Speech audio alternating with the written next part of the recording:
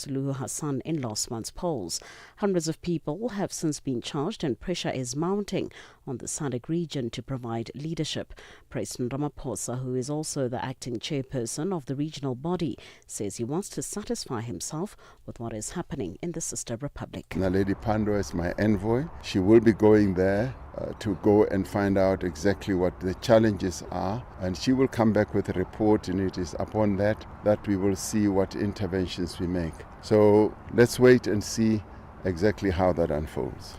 South Africa's President Cyril Ramaphosa, meanwhile, says he is yet to receive a formal communication from the Donald Trump administration in the U.S. on the exclusion of South Africa from this month's G20 Sherpa meeting in the U.S. Earlier this week, Trump announced that South African Sherpas would not be invited. This follows hot on the heels of Trump's snubbing of last month's G20 Leaders Summit in Johannesburg. Speaking in an exclusive interview with SABC News, Ramaphosa said South Africa remains a G20 member in good standing and will deal with all the challenges as they come. The United States has said that South Africa will not be invited. We have not seen that in writing yet. We've just had publications. We are yet to receive it in writing, and we will deal with that when it comes. We are, as South Africa, fully fledged member of the G20, and we have held a very successful G20, and this is not only being said by us, it is said by many, many other people around the world, saying that South Africa's presidency of the G20 was very successful. So we know that we held a successful G20. What happens going forward are matters that we will deal with. South Africa's Deputy President Paul Mashatile says gender-based violence and femicide remain a major concern. Mashatile said this during his annual address to the National Council of Provinces. Mashatile's address happens when the country is observing 16 days of activism against gender-based violence. He also said that men must take a greater responsibility in protecting women and children. Let us remember all the vulnerable women and children whose lives have been lost at the hands of men who continue to perpetrate abuse. Together, let us fight the scourge of GBVF and call on all men to be guidance of their families, homes, children, and communities. Tunisian police have arrested top opposition figure Najib Chebi to enforce a 12-year jail term on a conviction for conspiracy against state security. An appeals court last week handed jail terms of up to 45 years to dozens of opposition leaders, including Chebi, business figures and lawyers on charges of conspiracy to overthrow President Kais Saied. Critics say this is a sign of Saied's increasingly authoritarian rule. And finally, President Vladimir Putin has insisted Russia will take control of eastern Ukraine's Donbas region militarily or otherwise. In defiant comments days after his talks with U.S. negotiators on ending the war, Putin says Ukrainian troops will have to leave territory they still control or it will be conquered by force. Russia launched its full-scale invasion of Ukraine almost 4 years ago. The BBC's Vitaly Shevchenko has the story. Donbas is a key target of Russia's invasion of Ukraine, but after more than 10 years of fighting, about 20% of it is still controlled by Ukraine. Handing all of the region to Russia was reportedly one of the main points of a settlement plan presented by Washington. But Ukraine is refusing to withdraw troops from its own territory. Despite numerous rounds of talks spearheaded by Donald Trump's administration, President Putin's rhetoric as he visits a key ally, India, remains as hardline as ever, which gives little hope for peace in Ukraine. Recapping the top story this hour, South Africa's President Cyril Ramaphosa has appointed former International Relations Minister Naledi Pandor as his special envoy to Tanzania. For any news stories you would like to share with us, please send an email to newsroom@channelafrica.co.za or call us on +27 11 714 4459. For Channel Africa News, I'm Jolani Tulo Mwepe. SABC News. The African Perspective. In our sports headline, CAF and Konami have signed an agreement making Konami the official gaming sponsor of the AFCON. And the PGA Tour has announced its nominees for the Player of the Year. I'll be back with these and other stories at the bottom of the hour. Business, trade, and investment opportunities that put the continent first. Africa in Business with Thami Ngubeni.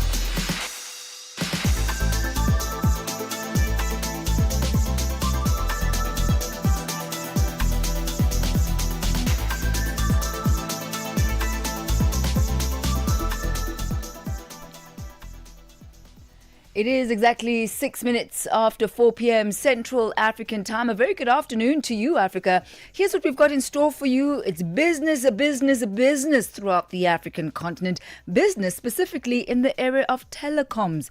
Kenya is selling 15% of its stake to Safaricom to South Africa's Vodacom. This is in a deal worth $1.6 billion. We'll give you a greater detail about the Safaricom-Vodacom deal. And also quite a couple of stories coming out of Nigeria today, including a reduction in the maximum amount that one can withdraw on a daily basis. This comes after the Central Bank of Nigeria introduced stricter withdrawal limits. We ask the question why and the impact that will have on the economy and in doing business. That and a whole lot more coming up in store for you this afternoon on Africa in Business. Welcome. Connecting Africa to the world. Africa in Business with Thami Ngubeni brings you the latest insights on Africa's economy. We begin here this afternoon with Algeria's ambassador to South Africa. His Excellency Ali Achou says Algeria is opening up major investment opportunities, particularly in infrastructure, mining and energy. He noted that stronger partnerships with African countries will be central to accelerating this growth. The ambassador delivered the message at the annual Algeria Investment Summit, which is currently underway in Johannesburg. Channel Africa's economics reporter Innocent Samosa attended the summit and filed this report. According to a 2024 Africa-wide trade report, total trade between Algeria and African countries was about $4.6 billion. And at the time, South Africa was listed as one of the main African partners for Algeria, with a trade volume of roughly $165.28 million. At the 2025 annual Algeria Investment Summit, Algeria's ambassador to South Africa, His Excellency Ali Achou, urged delegates to collaborate. It's very important to work. We have just to work, and we have to believe of the capacity of each other. As African, we have to believe of the capacity Algerian has to believe of the capacity of South African and vice versa. And I think the problem that as African, we didn't speak together. We didn't exchange together. This is the problem. We meet in Europe, we meet in America, but we didn't meet in Africa. This is the problem. We have to believe, we have to trust each other. He says introducing a direct one-way flight from Algeria to South Africa in January next year will significantly strengthen trade relations between the two countries. I can tell you that Air Algerie will restart the direct flight between Algiers and Pretoria in January. Maybe this decision will contribute to enhance the level of exchanging between two countries.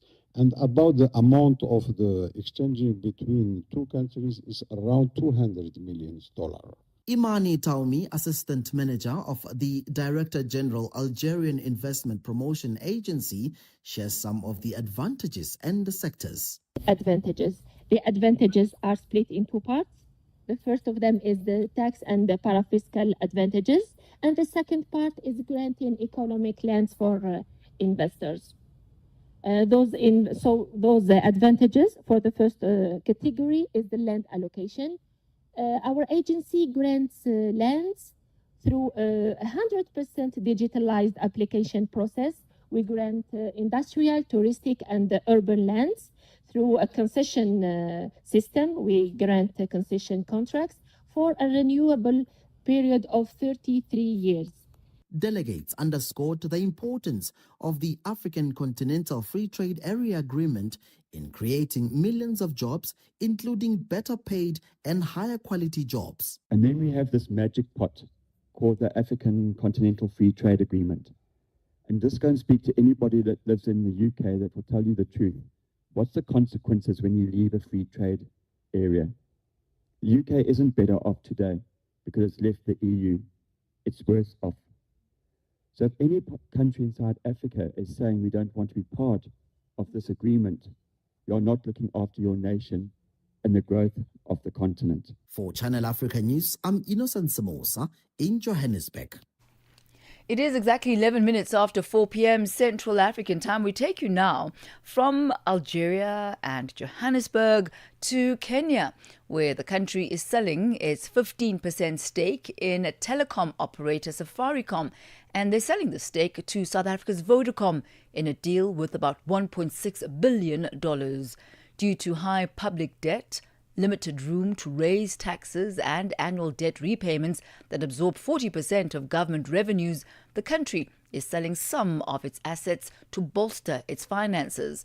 The East African country is set to divest from other state firms, including the sale of shares in Kenya Pipeline Company, in an initial public offering on the Nairobi bourse scheduled for next year. For more on this, we are joined on the line by our correspondent in Kenya, Daniel Ominde. Daniel, good to be talking to you once again.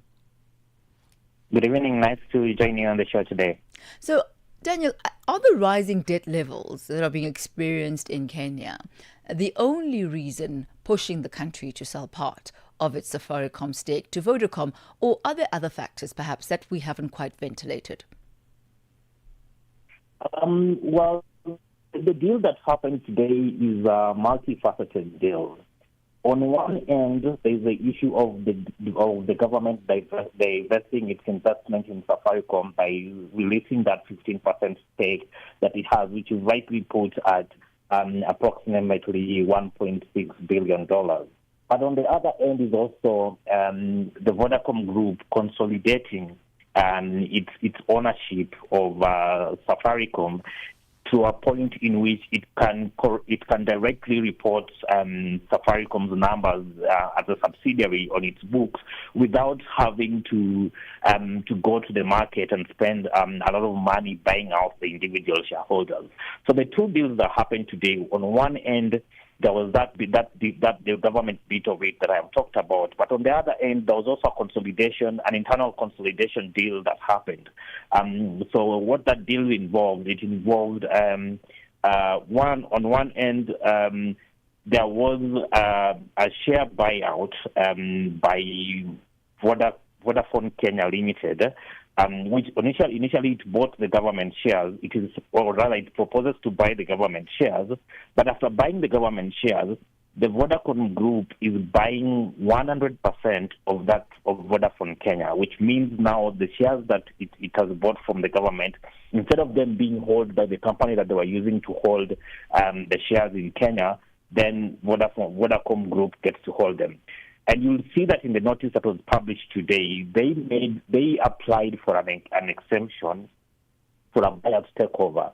Because what that means that from a capital markets regulation perspective, when they cross that 50% threshold, making them the holding company in Kenya become more than a majority shareholders, they were required, or there's an expectation that then they will present a takeover bid for the company, which will then require them to offer the remaining shareholders give them an offer at the same value, which was around 34 Kenyan shillings per share, and that would be a lot of money for Vodacom Group to spend in this transaction. So the reverse allows it to, what they've done, the way the transaction has been structured, which is quite a complex and sophisticated corporate restructuring. We've never seen anything like this in Kenya before. Allows them to, one, gain control of Safaricom, but without having to spend additional money through that takeover process that would have been automatically triggered by this new ownership structure. And what this effectively means, Daniel, as you've highlighted, is that this purchase lifts Vodacom's stake to 55%, and effectively gives Vodacom control of Safaricom. What has been the view by economists as well as market analysts on this? Well, I've been speaking to market analysts. There's one, it's still something that has not really been figured out. But the obvious thing that they tell me is that it is now obvious that Safaricom numbers are going to be in Vodacom's books, which was not possible before, and that's a huge win for Vodacom Group. And they look at this as also as Vodacom Group trying to consolidate its whole operations around the continent. There was several initial buyouts. There were several other smaller buyouts in this transaction, including buyouts from Vodafone Group, UK, etc. That just pushes that narrative of them trying to, do housekeeping and have control of these entities. But we could perhaps also signal in terms of what their ambitions could be as a group in terms of expansion in the continent, and basically just establishing themselves as a telco powerhouse or a telecommunications powerhouse in the continent. Collectively. So Daniel, Safaricom is just one of the many assets that Kenya intends to sell. Are there any concerns that perhaps the country is relinquishing some strategic control of national assets? Again, from conversations, even including conversations that are in Parliament, conversations that we get to hear when we speak to analysts, there are two arguments that have been made. On one end, the argument has been made that the government should not be in the business of doing business, that the role of the government is to create an enabling environment that will then allow the private sector to invest in these essential services. You remember the government, even in itself, used to own, still owns like a proper government-owned telco that has really not been, has really been a struggling player in the industry. So that's one side of that argument. On the other end, there are those who say that some of these very profitable companies that the government owns wholly or owns significant shares in, that the government should continue to own those because those are profitable companies. So those are the two main arguments that we've been hearing from both members of the public when we speak to analysts, but even also coming from politicians in Parliament. This particular deal in question is still subject to several to regulatory approvals from the Capital Markets Authority, but it may even end up getting to Parliament because of the significant numbers involved in the government stake.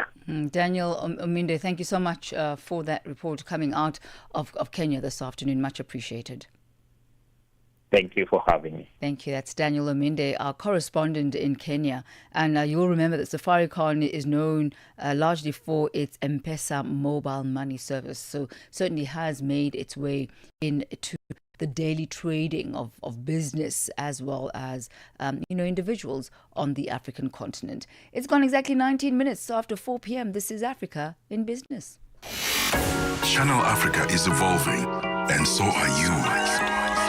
Stay connected wherever you are with our brand new website and mobile app.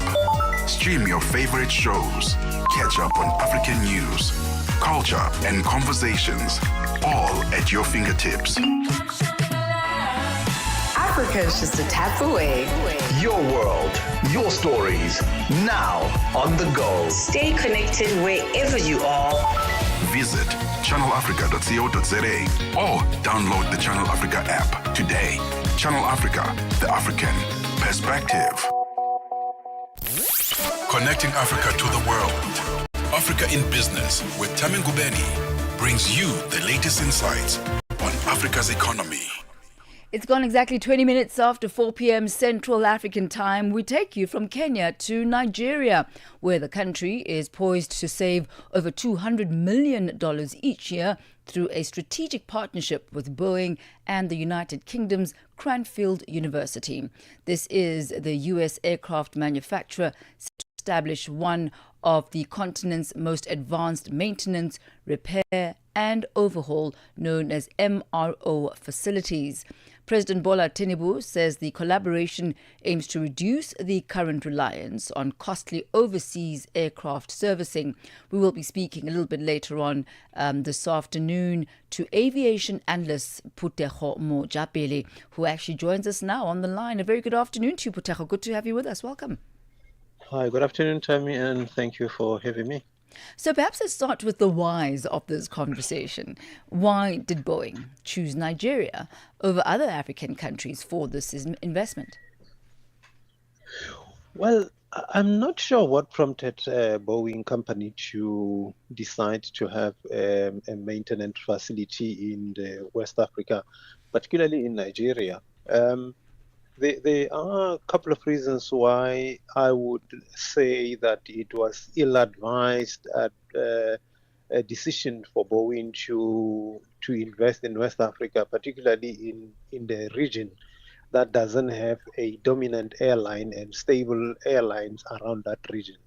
If you move across the West African country, there isn't any stable airline that is operating in those countries that are lying along the coast of the West Africa, or even deeper into the West African countries. There isn't. I mean, Nigeria doesn't have a national airline, Ghana doesn't have a national airline, and they're operating in a very small scale, and the safety records of those countries, majority of them, they are very much they've got a poor state of maintenance and safety records, if one would want to say that.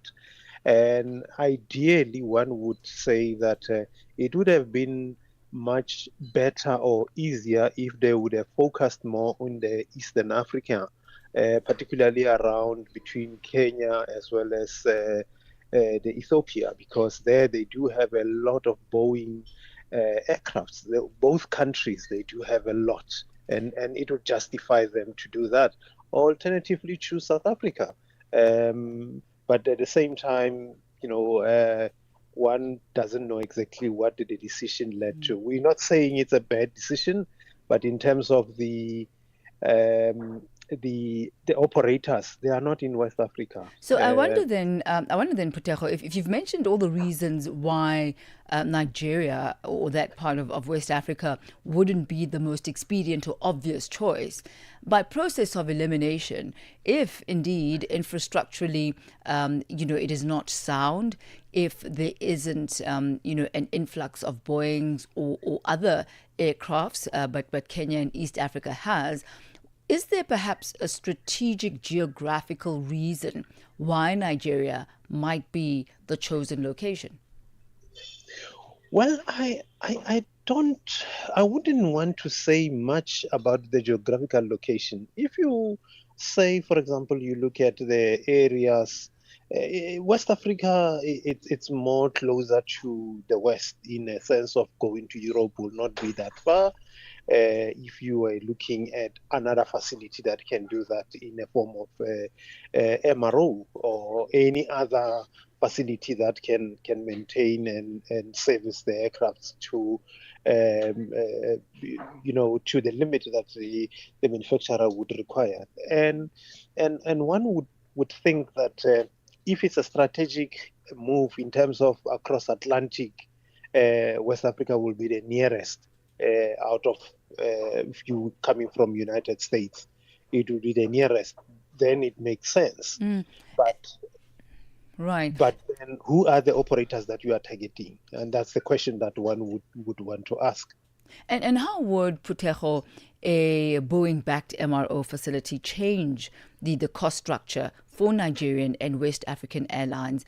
And perhaps while you're at that, what gap in Nigeria's aviation ecosystem is this facility expected to fill? The MRO's facility is not created for a country, or it's not created for. If we have the facility like that in South Africa, it's not for us. It's for other airlines. Whether the Civil Aviation Authority standards that is in that country, it's something that can be trusted within. It is what is going to drive the customers to bring their facilities or their aircrafts to be serviced in that country. But besides that, I wouldn't want to think that Ethiopian Airlines would want to take their airplanes to Nigeria.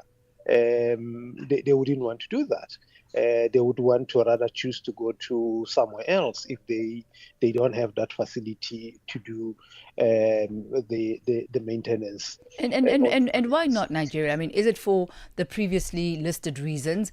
And what about other airlines? For example, South Africa or Europe for heavy checks. Instead of going all the way there, using Nigeria then as that regional maintenance hub.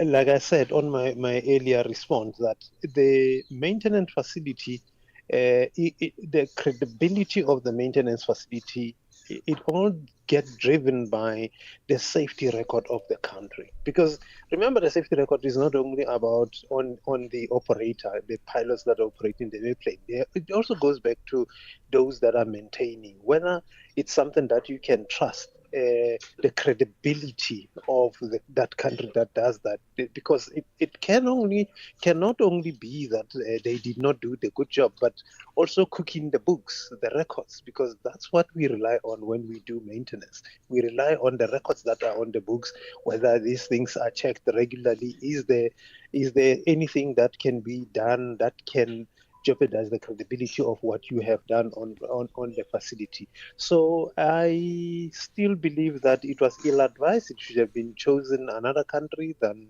West Africa. I just do not believe that it was a wise move. But anyway, the decision has been made. They can go ahead.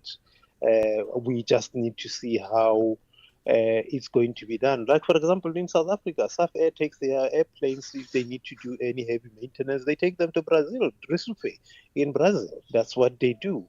Air Link as well, they do the same thing. They take them to Brazil. So you can tell that it wouldn't even make any sense for them to even go to West Africa, because if you leave Cape Town going to Brazil, it will be the same time that you can take him to Nigeria. So they will always choose Brazil. Putejo Mojapele, thank you so much for sharing your view on Boeing's move into Nigeria and establishing an MRO facility there. Thank you so much, sir.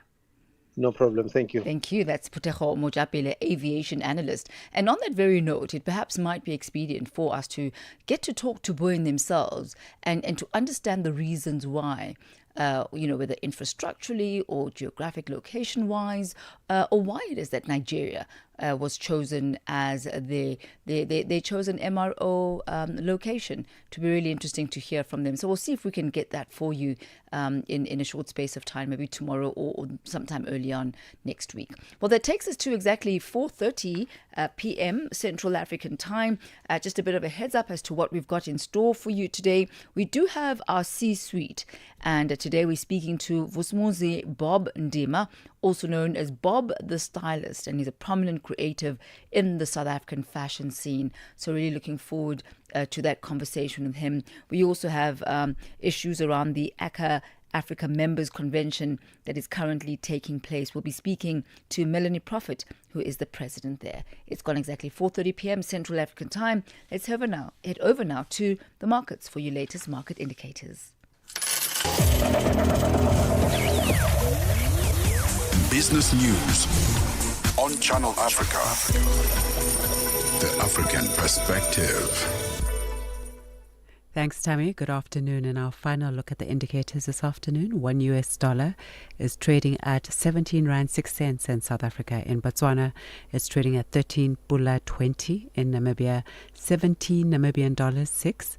The Zambian kwacha is trading at 22 kwacha 93. In Kenya, the dollar is trading at 128 shilling 39. In Ethiopia, at 154 birr 56. Uganda, 3,533 shilling. And in Tanzania, it's at 2,448 shilling. $1 in Nigeria is trading at 1,445 naira this afternoon. In Egypt, the dollar is trading at 47 Egyptian pound 51. Tunisia, it's trading at 2 dinar 92, while in Algeria, it's at 129 dinar 30. In Morocco, the dollar will cost you 9 dirham 14. In Angola, it's at 912 kwanza, while the Congolese franc is trading at 2,201 to the US dollar. Looking at commodities, gold is trading at $4,191 per ounce, while platinum is at $1,640 per ounce, and the price of Brent crude oil is $63.07 a barrel. And those are indicators. For any business stories you'd like to share with us, please send us an email to newsroom@channelafrica.co.za or give us a call on +27 11 714 4459. For the Channel Africa Business Desk, I am Bontle Hetbush. Business News on Channel Africa. The African Perspective. And for the latest from the business of sport, a very good afternoon to you, Fuyile Lingwati. Sports on Channel Africa. The African Perspective. Good afternoon, Thami. We kick off with football news. Africa's football's governing body, CAF, and Konami Digital Entertainment Corporation Limited, Konami, the world's leading interactive entertainment companies, have concluded an agreement making Konami the official gaming sponsor of the Total Energies CAF Africa Cup of Nations for both the 2025 and the 2027 editions. Under this partnership, Konami secures exclusive gaming rights to recreate the Total Energies CAF AFCON within its globally renowned football video game eFootball franchise. This partnership marks a significant step forward in CAF's digital transformation strategy, enhancing fan experiences and reinforcing the organization's long-term commitment to football development across Africa. The Total Energies CAF Africa Cup of Nations Morocco 2025 takes place from the 21st of December to the 18th of January 2026. More on football in business. 10 years ago, Spanish football La Liga became the first European league to establish a permanent office in Africa, marking a bold commitment to the continent. Since then, that decision has grown into one of Africa's most impactful international football ecosystems. La Liga celebrated 10 years in Africa at the MultiChoice headquarters in Randburg. La Liga Africa Football Director Trezo Pengu explains the growth of business of football in the league of La Liga in Africa. We have very great marketing assets as La Liga. Obviously, we have close to 30 million followers in social media just between Facebook and Instagram in Africa. Unique consumption last season grew up to unique live consumption grew up to 300,000 unique viewers a year in South Africa. That's, in terms of data, that's magnificent, right? For partners who aim at having visibility on a digital ecosystem, we are counting close to 800,000 people who interact with us on a constant basis just in Sub-Saharan Africa. Business-wise, we're in a good space, and we actually aim at growing at that side also. The collaborations have brought Spanish coaching expertise and grassroots support to local academies and schools across the continent. Pengu explains their business. All the achievements we have mentioned, it wouldn't have been possible with all our partners, like business-wise. We have obviously mentioned before audiences, especially in South Africa, Nigeria, DRC is growing. Year after year, skyrocketing. That's good business for La Liga because that means that the product is attractive for our broadcasters, which gives us a very high value. We have commercial partners, also sponsors who accompany us, who follow us all through these activities we do. EA Sports, we are doing the Next Gen Drafts project with Puma. We're doing the Zanzibar Quality League project, with Sporty Group, we're doing African MVP. So that means the business is going quite well. Orlando Pirates have not enjoyed a better business year than 2025. First, it was Mohaou Ngota signing up by Saudi Pro League side El Ettifaq in July. The latest has just been Mbegezeli Mbogazi, the club's defensive gem, heading to Major League Soccer MLS with Chicago Fire. According to reported figures, Pirates have pocketed $1.5 million from Ngota's move and another $3 million from Mbogazi's sale, making the Soweto Giants $4 million richer in the space of 5 months. Mbogazi, fondly called TLB, became a Buccaneer as recently as 2023 while playing for Langalibalele Sports Academy. And former Orlando Pirates coach Jose Rivero introduced him last season in a 1-0 win over Chippa United. Fast forward 8 months later, and they are talking about Chicago Fire for a smashing $3 million deal. Let's end with golf news. The PGA Tour has announced its nominees for the prestigious Jack Nicklaus Award given to the Player of the Year. Well, number one, Scotty Scheffler leads the list. Now, it's Tour best 17 top finishers without missing a cut. Rory McIlroy is also nominated. And Tommy Flintwood is part and parcel, who is the winner of the FedEx Cup. And it's only $10 million prize, and three-time tour winner Ben Griffin round out the nominees. Meanwhile, South Africa's Aldrich Potgieter and Australia's Kyle Phillips are among the contenders for a smashing $10 million prize money. For any sports stories you'd like to share with us, please send an email to newsroom@channelafrica.co.za or call us on +2711 714 4459. This is Channel Africa Sport with me, Fikile Lungwati. Sports on Channel Africa. The African perspective. Africa means business. Tune into Africa in Business with Thami Ngubeni for the future of the African economy. Channel Africa, the African perspective. Thank you to Buntle Hedbosch and Figile Lingwati. They take us to exactly 4:37 as we turn our sights to South Africa's financial markets.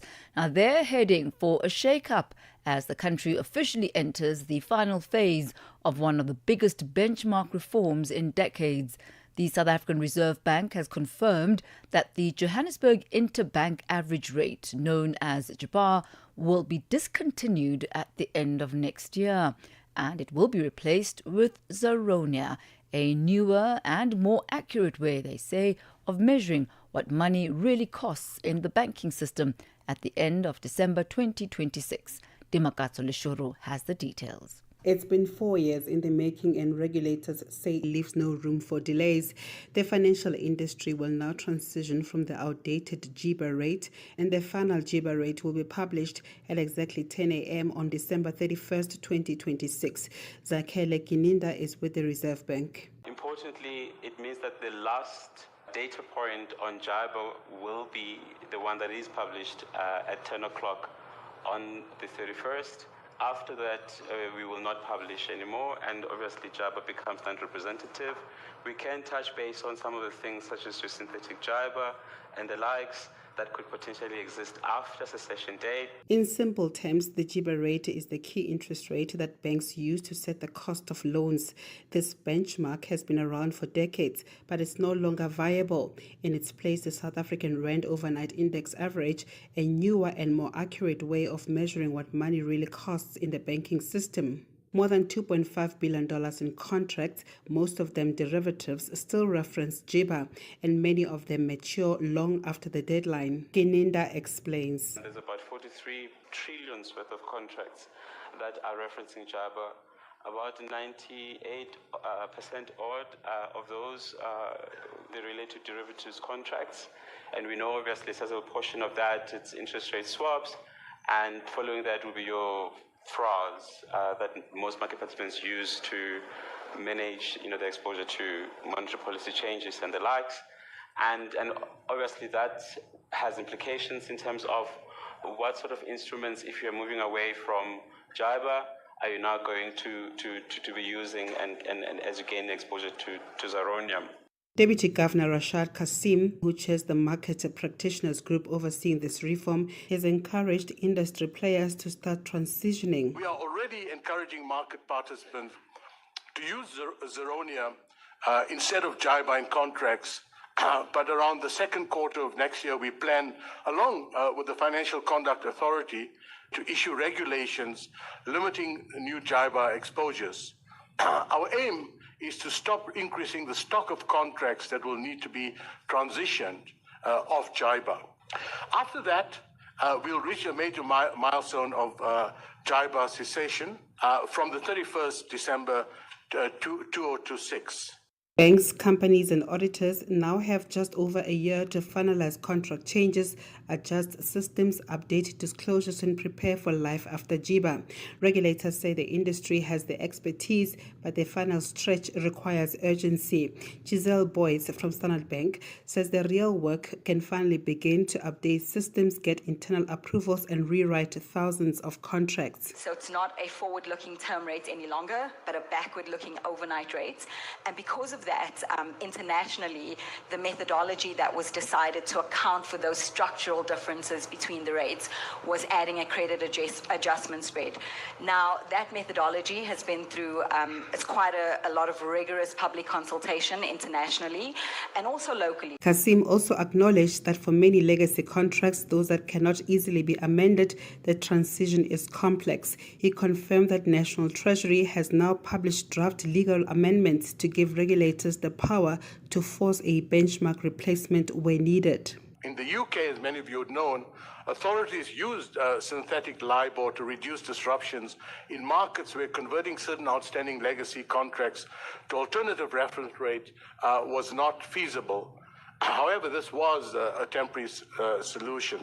We are working to find a benchmark administrator that will calculate and publish forward-looking term Zeronia rates by April 2026. And with the official cessation date now fixed, the credit adjustment spread, or CAS, has also been crystallized. It's a critical number that will help smooth the shift from JIBA to Zeronia.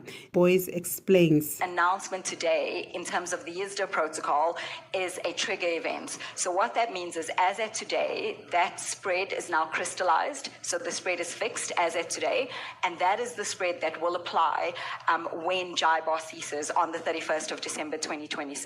So that's really important in terms of how we make our decisions as a market on how to transition. The Reserve Bank and Final Sector Conduct Authority are expected to issue further guidance in the coming months, including regulations to limit any JIBA-linked contracts. For Channel Africa News in Johannesburg, I'm Dimakatso Leshoro. Your life, your rhythm, your Africa. Channel Africa. Find it for free on Google Play and the Apple App Store. Africa. It's time to plug into the heartbeat of the continent. Tune in to Channel Africa, your go-to radio station that broadcasts in 5 different languages. L'Afrique du Sud célèbre la journée nationale du Kabla hujaitwa kwa jina la Double K or more of our forests have been destroyed. Tamo kutulibwa nchi ndi Partido Africano da Independência da Guiné. See, Channel Africa represents every corner of this amazing land. From Lagos to Cape Town, Nairobi to Dakar, we've got you covered with the freshest news, music, and cultures. So, turn up the volume, feel the rhythm.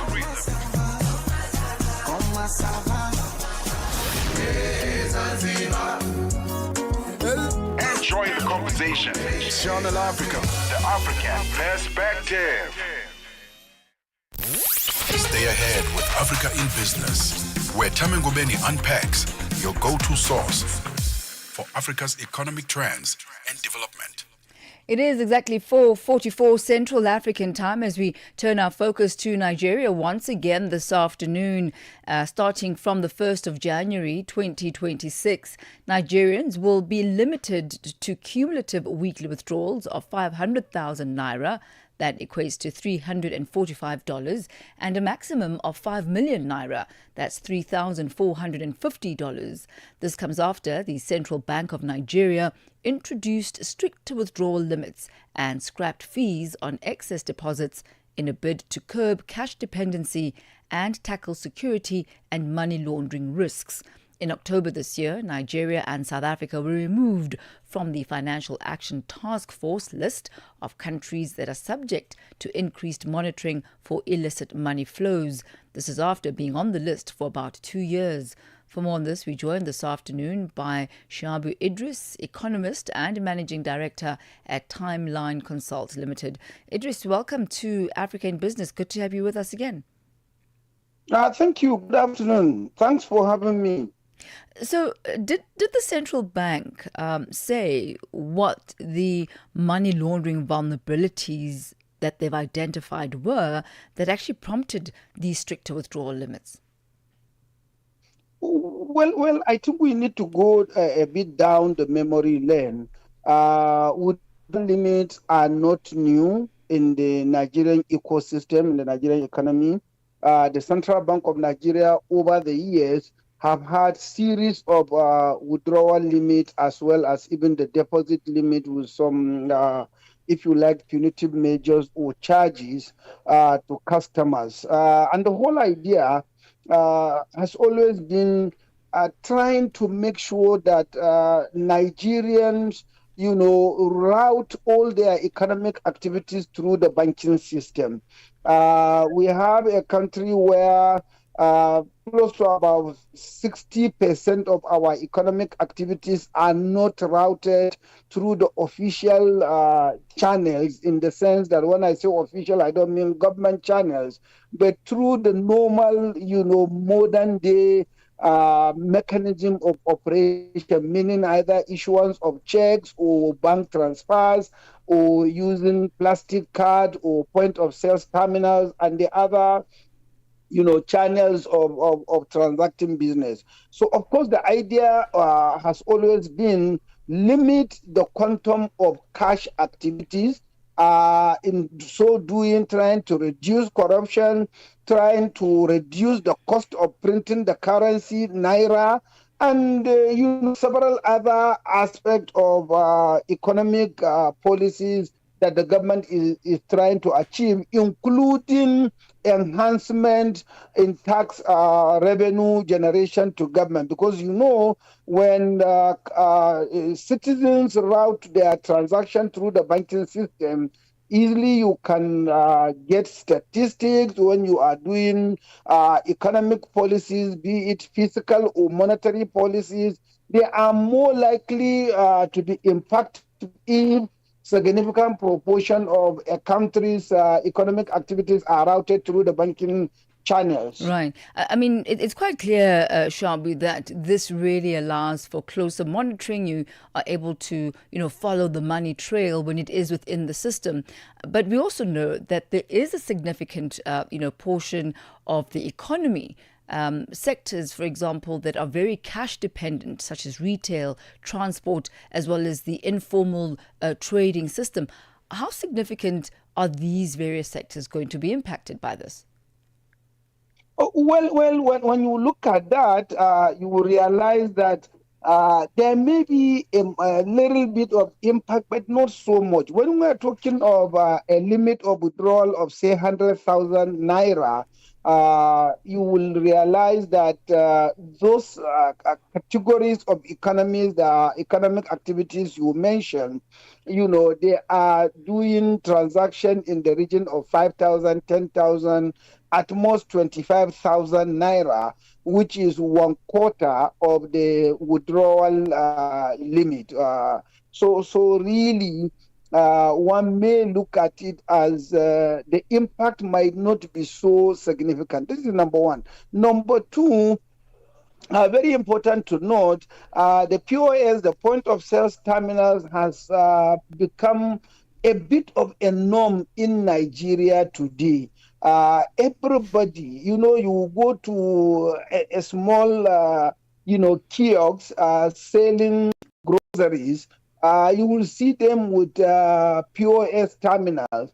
And then people are transacting as small amount as 2,000 naira through the point of sales terminal. So people come in with the plastic card, or they are buying, for example, bread, a loaf of bread for 1,300, 1,500 naira, and then they put their plastic card and they get the money. So I believe over the years, the central bank has achieved significant level of financial inclusion, as well as a significant reduction in cash transactions. So more and more, several other Nigerians are gradually getting, acculturated with the use of point of sales terminal and the plastic cards.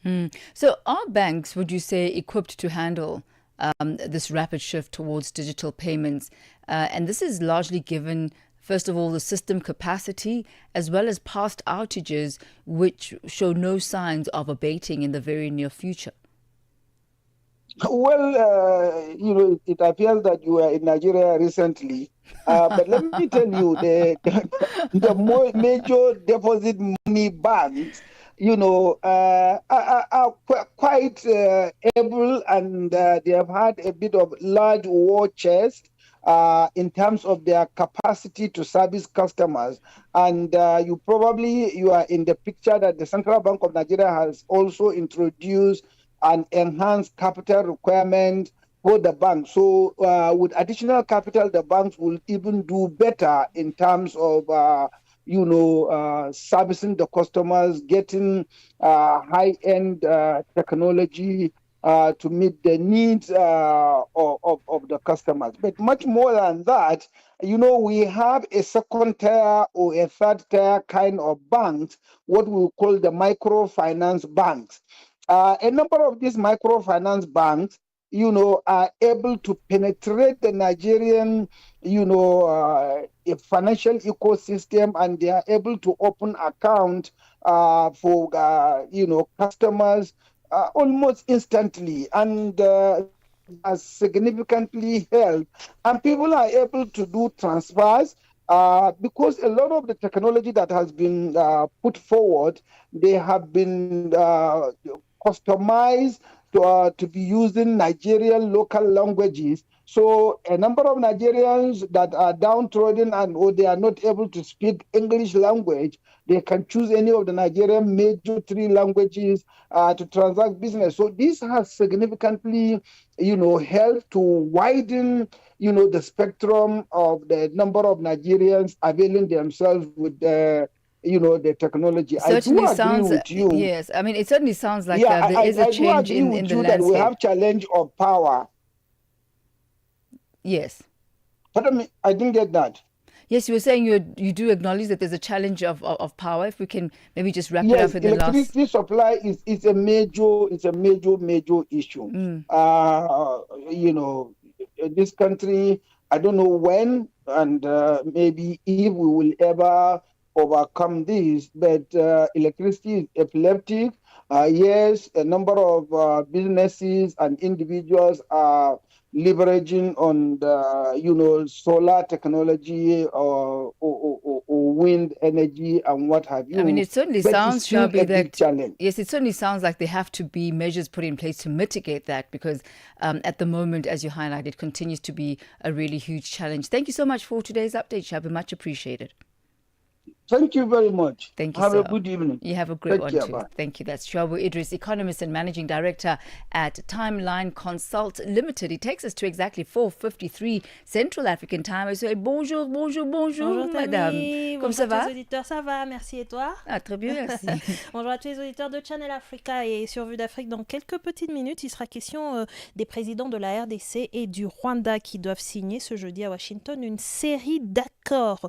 Nous verrons ça avec notre invité en ligne qui est analyste politique et acteur de la société civile congolaise. Nous parlerons du Cameroun, une autopsie réalisée sur la dépouille de l'opposant Anissé Ekané, mais aussi de l'Afrique du Sud. L'Assemblée nationale met en place un comité chargé de prévenir la corruption. Voilà. Et avec Jolino Sungu en sport, il sera question notamment de football et particulièrement de la préparation de la CAN féminine 2026. C'est le Maroc contre l'Afrique du Sud. Merci Thami. Merci beaucoup. That's Vue d'Afrique coming up in about 6 minutes time. We are on Open Views Audio Bouquet. Channel 628. Now, global concerns over declining trust in financial reporting are rising, with the 2024 ACFE report estimating that organizations lose 5% of annual revenue to fraud, while Deloitte's 2024 ethics survey warns that public confidence in corporate disclosures continues to weaken.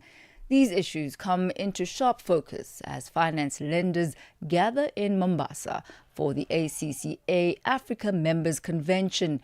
We speak this afternoon with the global president of ACCA OACA, Melanie Prophet, on how the profession can strengthen ethics, rebuild trust, and respond to growing misinformation. Melanie, welcome. Good to have you with us. Thank you very much. Good to be with you. So let's take a look at some of the studies that have been released recently. They show a rise in fraud and a decline in public confidence. What do you see perhaps as the most urgent ethical challenges that are facing the accountancy profession today? Well, that's a really good question. And I think as the concept forms of fraud continues to evolve, there's really a strong concern around its ability to erode trust and organisational value. So I think the role of the accountancy profession is critical in addressing the evolving ethical dilemmas and the forms of fraud as custodians of trust in business and society. So ACCA has just launched a research report on combating fraud in a perfect storm. And this really uncovered the current state of fraud-related concerns and how they play out in terms of prevalence and materiality for organisations and professionals working with them.